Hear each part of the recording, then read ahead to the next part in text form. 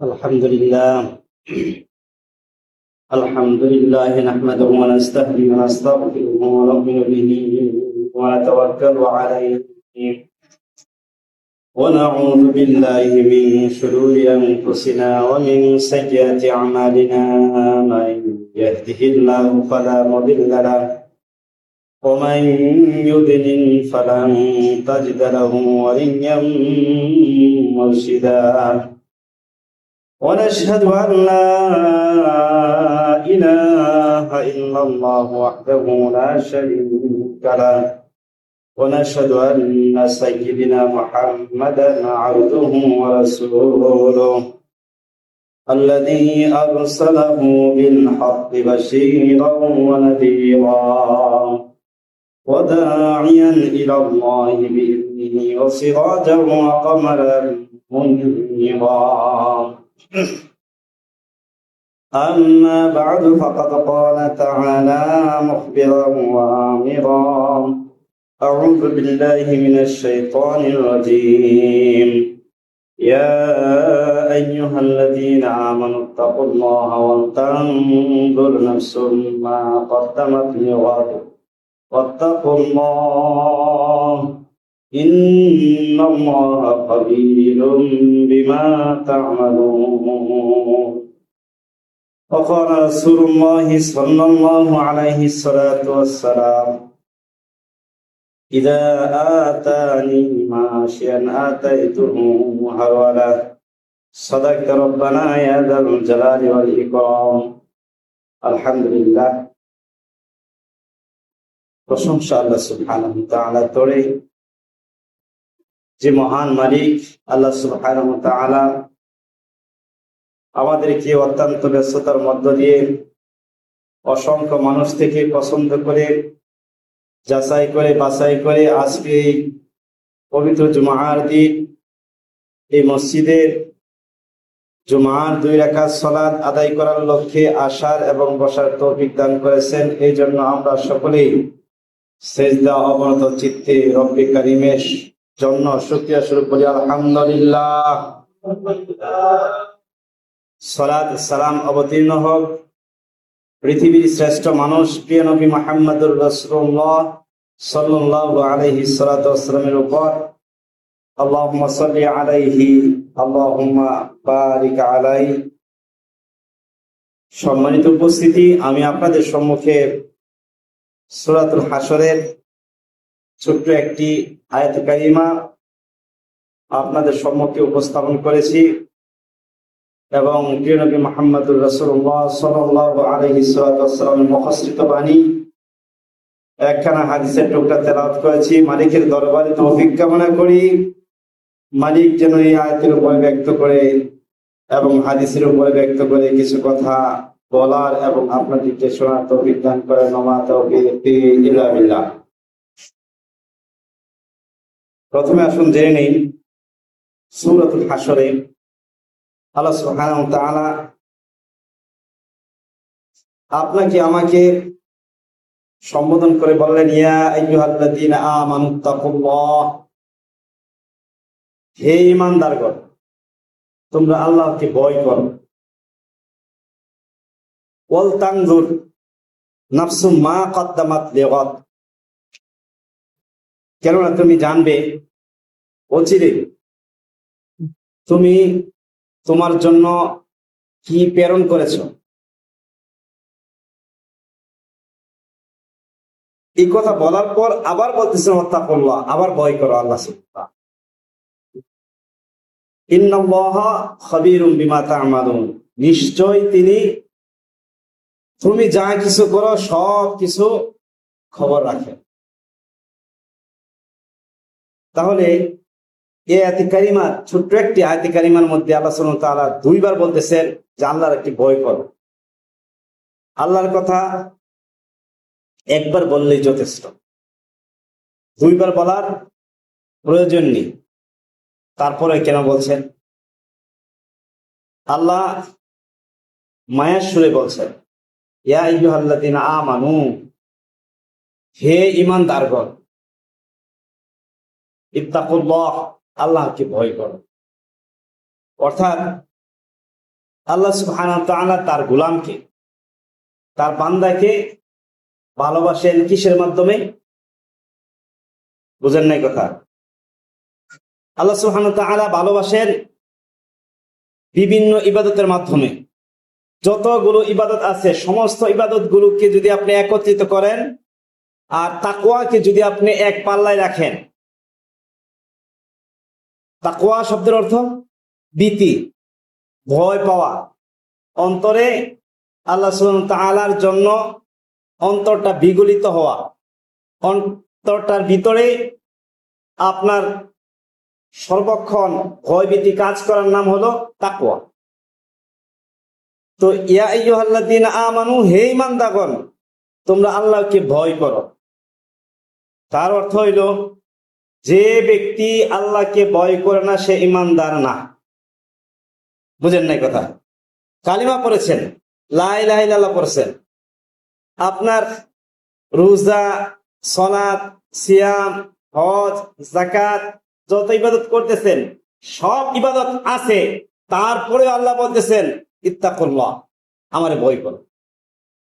অর্থাৎ আপনার সিয়াম আপনার কোনো কাজে আসবে না, আপনার সালাত আপনার কোনো কাজে আসবে না, আপনার জিকির আজকার আপনার কোনো কাজে আসবে না, যদি ওই সালাতে, ওই জিকির আজকারে, ওই সোমে, ওই হজে, ওই কালিমাতে যদি ভয় ভীতি না থাকে। তবে কালিমা পড়লে একমাত্র আল্লাহ সুবহানাহু ওয়া তাআলার ভয় আপনার অন্তরের ভিতরে অঙ্কন করতে হবে, বানাইতে হবে, তৈরি করতে হবে। আপনি আমি দেখেন অনেক সময় মসজিদের ভিতরে আলেম ওলামারা ওয়াজ নসিহত করে মনটা নরম হয়, তখন খুব কাঁদি, খুব মনের ভিতরে কষ্ট হয়, খুব আল্লাহকে মনে হয়। অথবা হঠাৎ করে বাড়ি থেকে বাবা চলে গেল, মারা গেল, এখন কিছুদিন অন্তরটা এমন বিগলিত হয়, তখন এক ওয়াক্ত নামাজও সালাতও ছাড়ে না। মা মারা গেল, তখন সে হতভম্ব হয়ে যত ইবাদত আছে, অর্থাৎ সে যদি সবচেয়ে খারাপও থাকে তখন ভালো হয়ে যায়। কতদিন? দেখা গেছে একদিন, 2 দিন, 3 দিন, এমন করে কিছুদিন যাওয়ার পর ধীরে ধীরে যে সে আবার পূর্বের মতো হয়ে যায়। তাহলে বোঝা যাচ্ছে যে আমরা ঈমান আনা সত্ত্বেও আল্লাহকে কখনো কখনো ভুলে যাই। আর ওই ঈমানের মধ্য দিয়ে যদি আল্লাহকে ভয় করা যায় তাহলে আপনি হলেন প্রকৃত ঈমানদার। আর না হয়তো, আমি অনেক সময় বলি, ছোট্ট একটি ময়না পাখি অথবা টিয়া পাখি, ওই পাখির জবানটা কিন্তু জিহ্বার মতো, মানুষের জবানের মতো, হালকা পাখির মতোই, অর্থাৎ একটু ভিন্ন ধরনের। ওই জবানটা দেখা গেছে যদি আপনি কোনো ট্রেনিং দেন, অভ্যস্ত করান, তাহলে সেই কথা বলবে। অনেক সময় বলে যে তোমার নাম কি? আমার নাম মিঠু। ময়না পাখি কথা বলতে পারে, বোঝা যায় মানুষের মতোই কথা। কমসে কম 70% আপনি বুঝতে পারবেন এই ময়না পাখিটা মানুষের মতো একটা বলি আওড়াইছে। তো আপনি বলেন তো দেখি, এই পাখির যদি আপনি প্রতিদিন কালিমা লা ইলাহা ইল্লাল্লাহ ট্রেনিং দেন, পাখি কিন্তু অবশ্যই বলতে পারে। তো এখন আপনার বাড়িতে আসলো মেহমান, আপনি তাকে ডাক দেয়, শোনেন আমার পাখি কিন্তু ইমানদার পাখি। মানুষে তখন কি বলবে? হুজুর কি পাগল হয়ে গেল গা, এই লোক কি পাগল হয়ে গেল গা, পাখি আবার ইমানদার হয় কেমন করে? পাখির তো ইমান নাই, ইমানের প্রয়োজনও নাই, তাহলে পাখি কেমনে ইমানদার হলো বলো দেখি? বলতে যায়, শোনো আর তুমি বলো দেখি কালিমা। পাখি ঠিকই কালিমা লা ইলাহা ইল্লাল্লাহ বলে ফেললো। এখন এই পাখিটা কি ইমানদার পাখি হয়ে গেছে? সে ইমানও বোঝে না, সে লা তাদরিমাল কিতাব ওয়াল ঈমান, সে ঈমানও বোঝে না, কিতাবও বোঝে না, তাকওয়া বোঝে না। অতএব এই পাখিকে ঈমানদার পাখি যেমন করে বলা যাবে না, ঠিক তদ্রূপ আপনি আমি কালিমা লা ইলাহা ইল্লাল্লাহ পড়েছি বটে, কিন্তু এই কালিমার মধ্যে যদি তাকওয়া না থাকে তাহলে আপনাকে আমাকেও ঈমানদার বলা যাবে না। আপনি এবার চিন্তা করে দেখেন, আপনি সালাত পড়তেছেন কিসের জন্য? আল্লাহকে খুশি করার জন্য। আপনার সোম আল্লাহকে খুশি করার জন্য, হজ যাকাত আল্লাহকে খুশি করার জন্য, কিন্তু সেখানে তাকওয়া নেই, গতানুগতিক চলছে তো চলছে।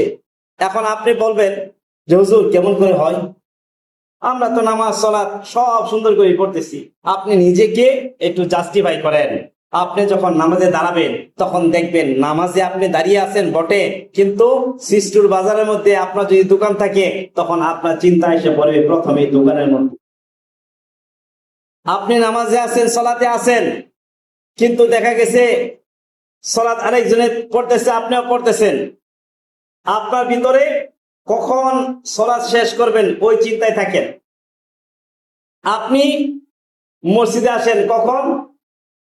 হুজুরে যখন সালাত পড়ানি শুরু করবে, খুতবা শেষ হইবে, শেষের দিক দিয়ে একটু আসুন। তাহলে এই যে সালাত, এই যে তাসবিহ তাহলিল জিকির আজকারের ভিতরে আপনার লৌকিকতা, তো এর ভিতরে তাকওয়া না থাকার কারণে বলেন দেখি এই ইবাদত আপনাকে কি উপকার দিবে? বুঝেন নাই? এই ইবাদত আপনাকে উপকার দিবে না। আপনি ইমানদার নিজেকে দাবি করতে পারেন, পাসপোর্ট সূত্রে নাম লেখা মোহাম্মদ রফিকুল ইসলাম, আপনি বাপদাদা সব মুসলিম থাকা সত্ত্বেও, কিন্তু প্রকৃতপক্ষে আপনার ভিতরে যদি তাকওয়া না থাকে, ভয় ভীতি না থাকে, তাহলে আপনি পরিপূর্ণ ইমানদার না। এখন আপনার আমার ভিতরে দেখেন, আমরা যে অবস্থায় আছি, প্রত্যেকটা জায়গার ভিতরে আমাদের ভেজাল, তাকওয়া নাই। না থাকার কারণে আজকে আমরা একজন আরেকজনকে কষ্ট দিচ্ছি। জায়গা জমি, টাকা পয়সা, ব্যবসা বাণিজ্য, বিভিন্ন ভাবে চাকরি বাকরি যেখানে থাকি না কেন, আমানত সঠিকভাবে আদায় করতে পারি না। বিদায় তো আপনি দেখেন তেল পেট্রোল পাম্পে দিচ্ছি, অকটেন দিচ্ছি, আর এমন একটা অবস্থা হয় যে 2 দিন 3 দিন যে তেল বিক্রি করা হতো পেট্রোল পাম্পে, ওই পেট্রোল পাম্পে দেখা গেছে 1 ঘন্টা 1.5 ঘন্টা 2 ঘন্টার ভিতরে 3 দিনের তেল শেষ হয়ে যায়। কারণ কারণ কি? ওই যে ইমান আপনার নাই, ইমান আছে, তাকওয়া নাই। কারণ আপনি চিন্তা করতেছেন যে হাই সামনে হয়তো বা বাড়বে। একজন লোক বলতেছে আমি তো কিনে রাখছি, অকটেন কিনে রাখছি 500 লিটার, 1000 লিটার। কিভাবে কিনে রাখছে? ওই যে আগে যখন বুঝতে পারছে যে দাম বাড়বে, যখন আমরা বুঝি ধানের দাম বাড়বে মজুদ করে রাখা দেয়, পেঁয়াজের দাম বাড়বে মজুদ করে রাখা দেয়, এরকম আছে না? নাই? আছে না? এখন মুসলমানের দেশে আপনি সিন্ডিকেট করবেন, আপনি আবার মসজিদে সালাতও পড়বেন, যাকাতও দিবেন, উমরাও করতে যাবেন, হজও করবেন, তাসবিহ তাহলিলও করবেন, আল্লাহর রাস্তায় সময়ও লাগাইবেন, আবার এদিক দিয়া লম্বা লম্বা দাড়ি রেখা টুপি রেখা গোডাউনের ভিতরে তেল টনের টন আপনি লুকায় রাখবেন। দাম একটু বাড়লে ছাইরা দিন, 140 টাকা কম বেশি হইলো অকটেন। এক ভদ্রলোক বলতেছে হুজুর আমার কাছে অকটেন আছে, আমি 200 লিটার আনছিলাম। তো আমি বললাম অকটেন আপনি কিভাবে করবেন? বলতেছে আমাকে 250 টাকা দিতে হবে। দাম কত? 140 টাকা। এখন তাকে 250 টাকা দিতে হবে, কত বেশি? আরো 110 টাকা বেশি। তো এইখানে এই যদি অবস্থা হয় অল্প একটু লাভের জন্য আপনি জবাই করতেছেন, আপনি স্টক করে রেখে দিচ্ছেন। এবার বলেন দেখি, আপনার সালাত, আপনার ইবাদত, আপনার জিকির আজকার, এগুলো কি আল্লাহর কাছে গ্রহণযোগ্য হবে? অবশ্যই। এগুলা হিন্দুরা করে না, এগুলা মুসলমানরা করতেছে, খ্রিস্টানরা করে না, এগুলো বাংলাদেশের মুসলিমরা করতেছে। এখন এই লোক যতই সালাত করুক, যতই আল্লাহকে ডাকুক, এর ডাক আল্লাহ সুবহানাহু ওয়া তাআলা পর্যন্ত পৌঁছবে না। এই জন্য আমার আল্লাহ বলছেন, ইয়া আইয়ুহাল্লাযীনা আমানু, হে ঈমানদারগণ, ইত্তাকুল্লাহ, আল্লাহকে ভয় করো। ওয়াল তানজুর নাফসুম মা কদ্দামাত লিগাদ, প্রত্যেক ব্যক্তি সে দেখবে, সে অগ্রে সামনে কি পাঠাইছে সে অবশ্যই বুঝবে। আপনি আমি বুঝি না আপনার আমার ইবাদত কতটুকু আল্লাহ সুবহানাহু ওয়া তাআলার কাছে গ্রহণযোগ্য ইবাদত, এই ইবাদতটুকু আমরা কতটুকু পাঠাইছি।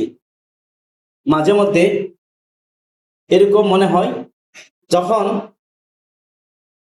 পরকালকে নিয়ে চিন্তা আসে, তখন মনের ভিতরে এরকম হয় যে আল্লাহ তো ছাড়বে, আল্লাহ তো ছাড়বে না।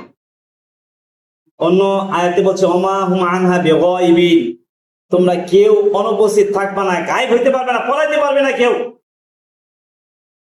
তোমাকে উপস্থিত হতেই হবে।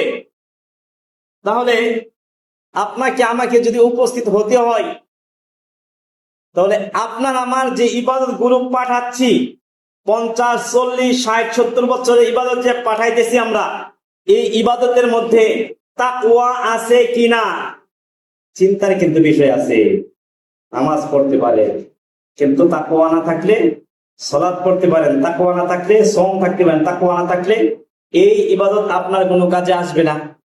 যখন আসবে না, তখন আপনি খামাখা কষ্ট করতেছেন। ও আমাদের এক স্যার ছিল, বলল আমাকে আরেকজন স্যারে বলতেছে, কই স্যার, আপনি তো খুব আল্লাহওয়ালা, এই যে নামাজ, রোজা, হজ, যাকাত, এই সকালবেলা উঠা ভোরবেলা কোন শীতের মধ্যে ঠান্ডা পানি দিয়ে ওযু করেন, নামাজ পড়েন, এখন যদি এই যে কষ্ট করতেছেন, মারা যাওয়ার পর যদি এমন হয় যে আসলে কিছু নাই, জান্নাত নাই, জাহান্নাম নাই, এই বাতে কোনো মূল্য নাই, তখন আপনার কি অবস্থা হইবে?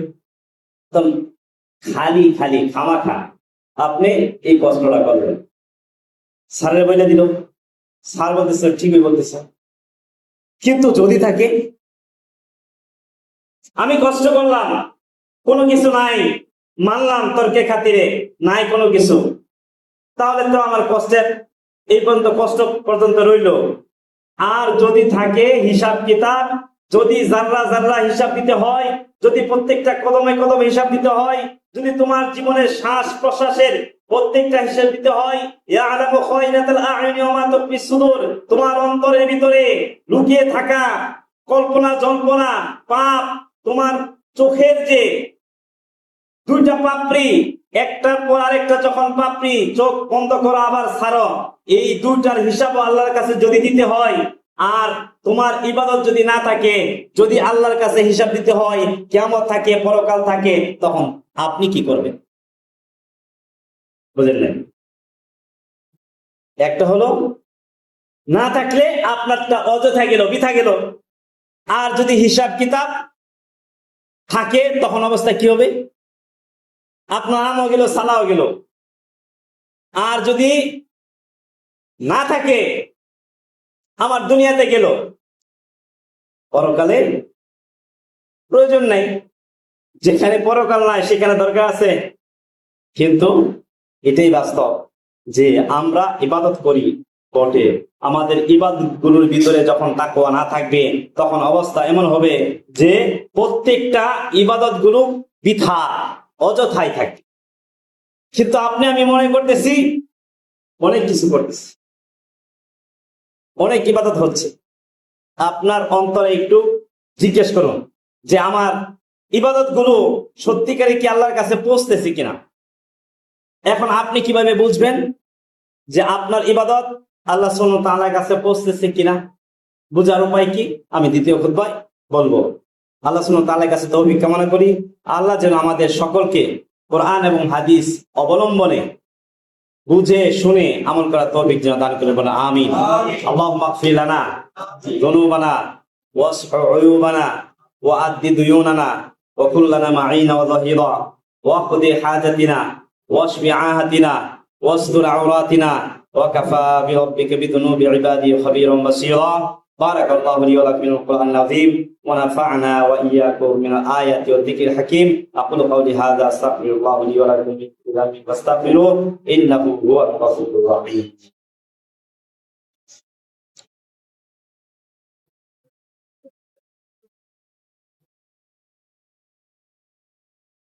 الحمد لله نحمده ونستعينه ونستغفره ونؤمن به ونتوكل عليه ونعوذ بالله من شرور أنفسنا ومن سيئات أعمالنا من يهده الله فلا مضل له ومن يضلل فلن تجد له وليا مرشدا ونشهد أن لا إله إلا الله ونشهد أن محمدا عبده ورسوله. قال الله عز وجل مخبرا وعامرا أعوذ بالله من الشيطان الرجيم إن الله وملائكته يصلون على النبي يا أيها الذين آمنوا صلوا عليه وسلموا تسليما اللهم صل وسلم وبارك على محمد وعلى آله وأصحابه أجمعين. সম্মানিত উপস্থিতি, আপনার ইবাদত হচ্ছে কিনা, আপনার ইবাদত তাকওয়া অবলম্বী কিনা, এটা জানার জন্য বোঝার জন্য কষ্টি পাথর আছে। স্বর্ণকে যাচাই করার জন্য যেমন কষ্টি পাথর থাকে, আপনার প্রত্যেকটা খাবারকে ভালো মন্দ জানার জন্য পচা না ভালো আপনাকে ডায়োজিস্ট একটা মেশিন আল্লাহ সুবহানাহু ওয়া তাআলা নাকের মধ্যে জবানের মধ্যে যেমন সৃষ্টি করে দিয়েছেন, ঠিক তদ্রূপ আপনার মেধা, আপনার প্রজ্ঞা, আপনার এলেম, আপনার হিকমত, আপনার জ্ঞান, আপনার বোঝা, আপনার অনুধাবন করার মধ্য দিয়ে আল্লাহ সুবহানাহু ওয়া তাআলা এমন একটা মাধ্যা শক্ত একটি জিনিস হাতিয়ার তৈরি করে দিয়েছেন, সেটা হলো বিবেক। যে বিবেক দিয়ে আপনি অবশ্যই বুঝবেন যে আপনার ইবাদত মূলত আল্লাহ সুবহানাহু ওয়া তাআলার কাছ পর্যন্ত পৌঁছতেছে কিনা। এক নাম্বার, আপনি যখন ইবাদত করবেন তখন আপনার অন্তরের ভিতরে এতটুকু থাকবে যে শুধুমাত্র একমাত্র কেবলমাত্র আল্লাহকে খুশি করার জন্যই আমি সালাত পড়ি, সোম রাখি, হজ যাকাত দিই। যখন দেখবেন না এর ভিতরে একটু বেজাল আছে, তখন আপনাকে বুঝতে হবে যে আমার সালাতে যেহেতু না গেলে লজ্জা শরম, তখন আপনাকে বুঝতে হবে আমার সালাত হচ্ছে, বুঝেন নাই, আমার সালাত হচ্ছে না। এবার আসেন, সালাত আপনি যখন আদায় করবেন তখন আপনি দুনিয়ার কথা তো আসবেই, শয়তান আপনাকে আমাকে ধোঁকা দিবে, কিন্তু এর ভিতরে যখন আপনি দেখবেন আপনি সালাত পড়তেছেন, আপনি জিকির আজকার করতেছেন, আপনি একটা প্রাণীকে দেখতেছেন না খেয়ে মরতেছে, অথবা আপনি একটা প্রাণীকে দেখতেছেন ক্ষুধার যন্ত্রণায় আসছে, অথবা একটা ভিক্ষুক আসছে, আপনি যখন ওই সময় কল্পনা করবেন যে আমার আল্লাহ তো দেখতেছে, আমার আল্লাহ তো দেখতেছে, এই যে প্রাপ্য লোক আমি দিচ্ছি না, আমার আল্লাহ দেখতেছে না, দিলাম না, দিব না, এরকম থাকে না আমাদের অন্তরে? না। আপনি সালাত করতেছেন, এই সালাতের ভিতরে যদি আপনার এরকম থাকে যে আল্লাহ তো আমাকে ছাড়বে না, আর আপনি কাঁদতে কাঁদতে অন্তরের ভিতরে বিগলিত হয়ে গেলেন, আপনি রাস্তা দিয়ে হাঁটেন, এদিক সেদিক তাকান না, আপনি তাকান যে আমার রব তো আমার দেখতেছেন, আমার কি জানি হয়ে যায়, আমার ইবাদত আল্লাহ তুমি কি গ্রহণ করতেছ। আপনি যখন সালাতের মধ্যে আছেন, এমত অবস্থায় যদি আপনার চোখ দিয়ে পানি ঝরায়, চোখে পানি আসে, অন্তরে ক্রন্দন আসে, কাঁদা যদি আসে, আপনি যদি কাঁদতে পারেন, তখন আপনি বুঝতে পারবেন যে আপনার ইবাদত মনে হয় কিছুটা কবুল। বুঝেন নাই? আপনার ইবাদত মনে হয় কিছুটা কবুল হচ্ছে। এখন বলেন তো দেখি, আমরা নামাজের ভিতরে, সালাতের ভিতরে আমরা কি কেউ কাঁদি? দেখেন কেউ কাঁদি না, ক্রন্দন আয় না, আমাদের ভিতরে অন্তরটা মানে বিগলিত হয় না, চোখের মধ্যে পানি আসে না। অথচ আল্লাহ সুবহানাহু ওয়া তাআলা বলতেছেন আল্লাযীনা হুম ফি সালাতিহিম খাশিউন, তুমি নামাজের ভিতরে ভীত সন্ত্রস্ত হয়ে কম্পন শুরু হয়ে যাবে তোমার ভিতরে। এই জন্য আমার আল্লাহ বলতেছেন ইয়া আইয়ুহাল্লাযীনা আমানু, হে ঈমানদারগণ, ইত্তাকুল্লাহ, আল্লাহকে ভয় করো, ওয়াল তানজুর নাফসুম মা কদ্দামাত লিগাদ, প্রত্যেকটা ইবাদতের মধ্যে তুমি চিন্তা করবা আমার ইবাদতটা আমার আল্লাহ খুশি হচ্ছে কিনা, আমার ইবাদতটা আমার আল্লাহর জন্য হচ্ছে কিনা। তখন তোমার অন্তরের ভিতরে ভয় ভীতি নিয়ে ওই ইবাদতটা যদি করো, তাহলে তুমি যে সামনে পাঠাইলা মৃত্যুর আগ পর্যন্ত, সেই জিনিসটা তুমি পাইবা। আবার বলতেছে ওয়াত্তাকুল্লাহ, খবরদার, আবার ভয়। পাঠানোর পর এগুলো করার পর আল্লাহ বলতেছেন ওয়াত্তাকুল্লাহ, আবার ভয় করো। ইন্নাল্লাহা খাবীরুম বিমা তা'মালুন, নিশ্চয়ই আল্লাহ খবর রাখেন তুমি যা কিছু করো। এবার দেখেন, চিন্তা করে দেখেন, আপনি ভয় ভীতি সন্ত্রস্ত হয়ে আপনার অন্তরের ভিতরে অনেক ত্যাগ, অনেক কষ্ট করে আল্লাহকে খুশি করার জন্য চোখে পানি ঝরাইয়া আল্লাহকে খুশি করার উদ্দেশ্যে, একমাত্র আল্লাহকে খুশি করার উদ্দেশ্যে আপনি পাঠাইলেন। এরপরে আল্লাহ বলতেছে ওয়াত্তাকুল্লাহ, আল্লাহকে ভয়। ইন্নাল্লাহা খাবীরুম বিমা তা'মালুন, নিশ্চয় তিনি খবর রাখেন বিমা তা'মালুন। যতই পণ্ডিত হন না কেন, আল্লাহর কাছে পণ্ডিতই চলবে, আল্লাহর কাছে চলবে। আপনার আমার যতই বাহানা দেখায় না কেন, যতই নিজেকে ধাপিত করি না কেন, আল্লাহর কাছে এগুলো টিকবে না। এর জন্য আল্লাহ বলছেন যে তুমি যা কিছু করো সব কিছু আমি আল্লাহর কাছে খবর এসে যায়। তাই লুকমান হাকিম তার সন্তানকে বলেছিল, ইয়া বুনাইয়া ইন্না ইন তাকুম মিসকালা হাববাতিন মিন খারদালিন ফাতাকুন ফি সাখরাতিন আও ফিস সামাওয়াতি আও ফিল আরদি ইয়াতি বিহাল্লাহ ইন্নাল্লাহা লাতীফুন খাবীর। হে আমার কলিজার টুকরা, পৃথিবীর মধ্যে ছোট্ট একটা দানা, ছোট্ট একটা টুকরা, এমনকি সাগরের অটল তলে শৈবালের সাথে, শৈবাল বোঝেন না, শ্যাওলা, শৈবালের সাথে ছোট্ট একটা পোকা যদি ক্ষুধার যন্ত্রণায় চিৎকার মারে, ইয়াতি বিহাল্লাহ, আমি আল্লাহর কাছে ওই খবরটা পর্যন্ত পৌঁছে যাই, আমি আল্লাহর কাছে ওই খবরটা পর্যন্ত পৌঁছে যাই। ইন্নাল্লাহা লাতীফুন খাবীর, তিনি সূক্ষ্মদর্শী।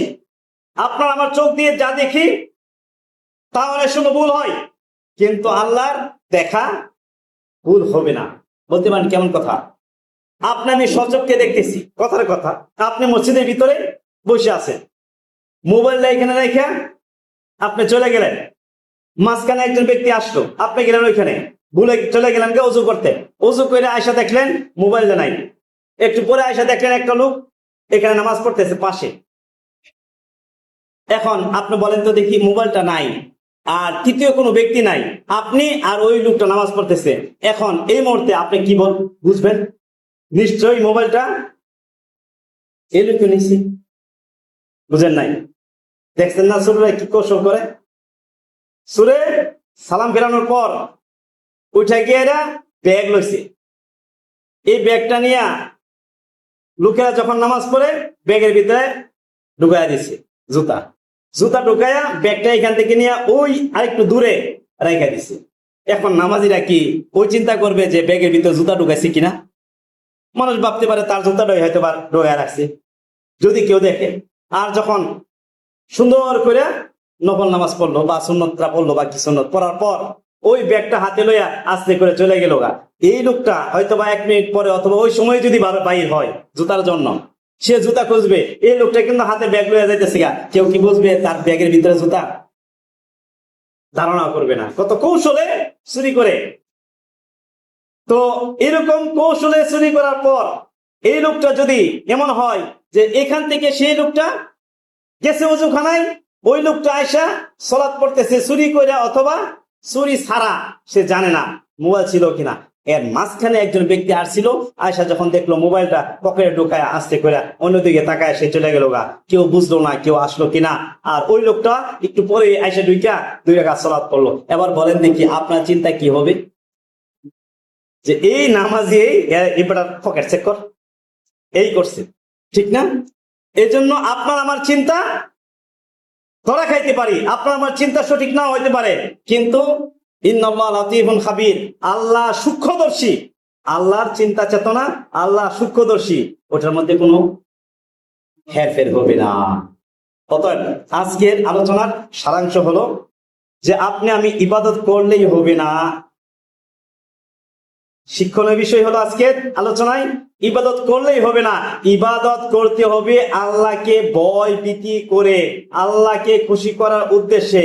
প্রত্যেকটা ইবাদতে আল্লাহর ভীতি তাকওয়া আপনার আমার অন্তরের ভিতরে যদি থাকে, তাহলে ওই ইবাদতটা আল্লাহর কাছে গ্রহণযোগ্য হবে।